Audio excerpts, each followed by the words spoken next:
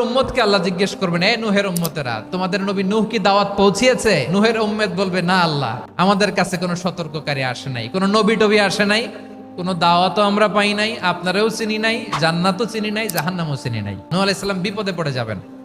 তখন আল্লাহ বলবেন, নূহ তুমি বললা পৌঁছিয়েছো, তোমার উম্মত বলে কিছু পায় নাই। নূহ তোমার কি কোনো সাক্ষী আছে?